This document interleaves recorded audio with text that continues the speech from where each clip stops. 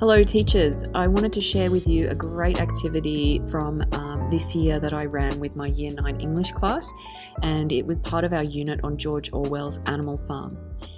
This couple of lessons actually this goes for focuses on the character of Squealer and what he represents in the novel. So we start with some historical context around what Squealer represents, referring here to the Pravda, a Russian newspaper that Stalin used as a propaganda machine.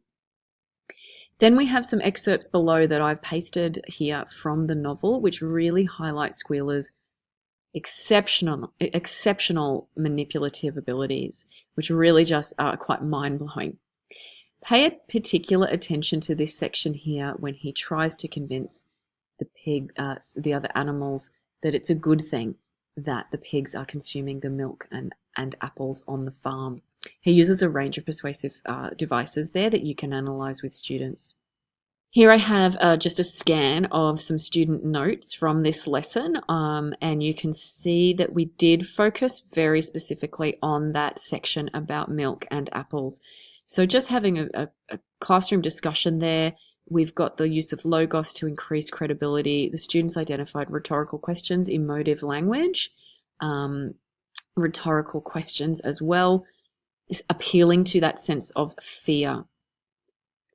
Coming down below, after you've read the excerpts, there are some basic comprehension questions here for students to complete alone or together in pairs, or even as a classroom discussion.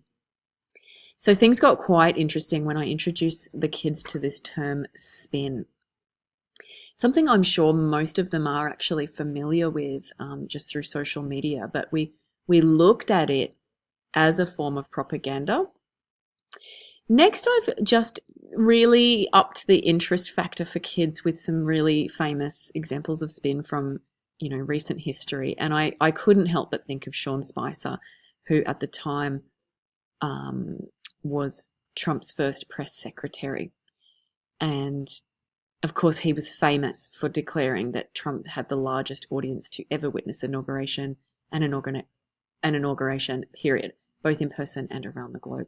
When, of course, at the time it was widely regarded as totally false because Obama's was quite evidently larger.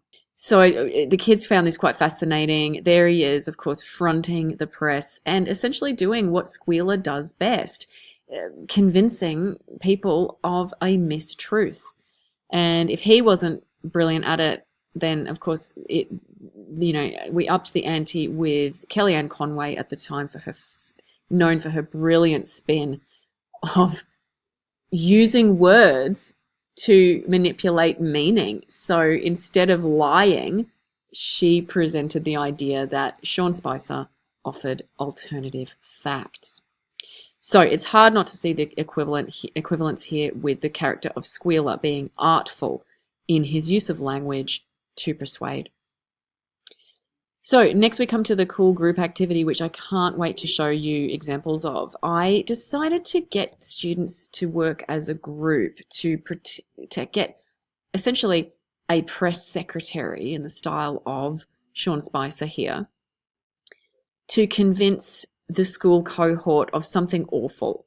I had to come up with an idea of something that was objectively terrible and put the students in the role of having to convince us that it is in fact fantastic. So I'll cut to the live video now. You can see the instructions here and you can download this from my website. I'll cut to my live classroom footage now for you to see me explain this section and for you to see some student examples. I want to share with teachers the cool idea we looked at with spin, right? And last lesson we looked at how Squealer is manipulating people. We looked at Sean Spicer talking about the crowd size, literally lying about the crowd size.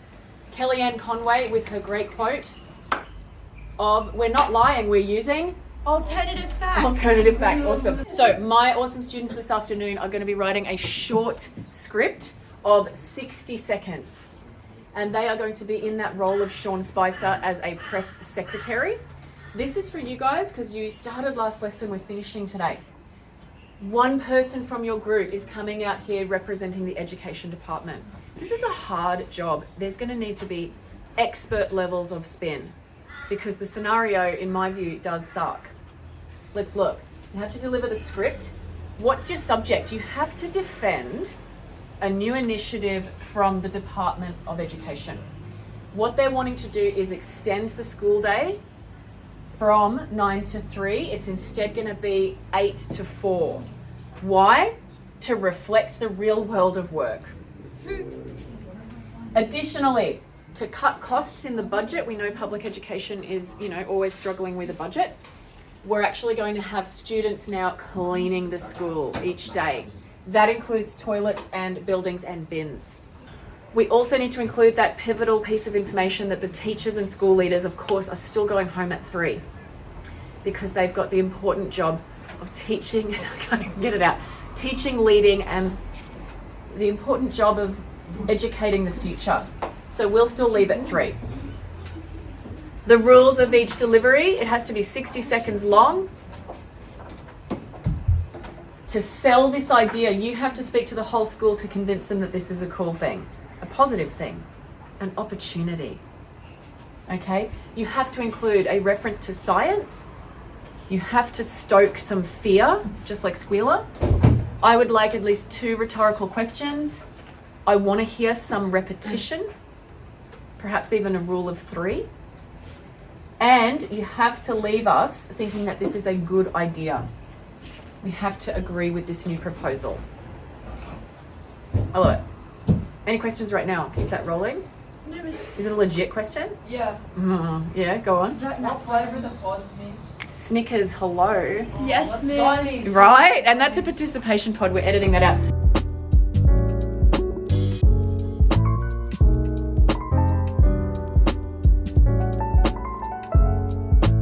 I am up here on behalf of the Department of Education to address 3 new changes. Firstly, students will be given an opportunity to spend more time on their necessary schoolwork, as we are now changing the school hours to 8 p.m. to 4 p.m. so that students may experience the real world of work. We are also now having the students clean the facility to cut costs, which allows new opportunities for your education. Surely you care about your education, right? The final topic for today is how school staff will still leave school at 3 p.m. as they have an important role and require rest. Surely you would not want your teachers to start tired and not be able to teach, do you? Science shows that teachers who get more rest are able to teach their students more efficiently and quickly. Therefore, from all the data stated prior, it can be seen that these changes will positively impact your future. Thank you all for having me here. Great job! Does anyone really want to study in a school full of massive piles of rubbish? According to science, students who clean up their own mess produce less in the first place. Together, we can make the school a better place. Together, we can make the country a better place. And together, we can make the world a better place. Thank you for listening. Good job! Thank you. The hours a student will be expected to be at school will now be from 8 a.m. to 4 p.m. instead of 9 a.m. to 3 p.m. This is to prepare students for the real world. You don't want to leave school and enter the real world unprepared and set for failure, do you? These changes have been made for the benefit of the students at this school and this country. Students, this is your chance to prove and show that you are more than lazy, arrogant children. You can show them that you are mature, resilient, and hardworking people that will grow into fine young adults. Us students will clean the school, okay? And hear me out. Scientific data has proven that students that clean the school have an improved sense of organisation skills and community without the pressures of teachers looking over their shoulders. Do you want teachers looking over your shoulders all day? Like you're prisoners and they're the guards? No.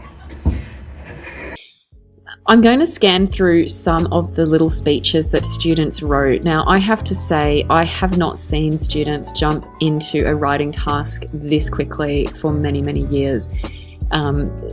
Even perhaps teenagers have a brilliant inbuilt ability to manipulate, perhaps that it comes naturally to them at this age, I don't know. But it was a beautiful thing to see them jump into writing and working as a team. So you can see this checklist here really helped to structure what I needed from them and to ensure that there was real rigor to the activity and enough persuasive devices.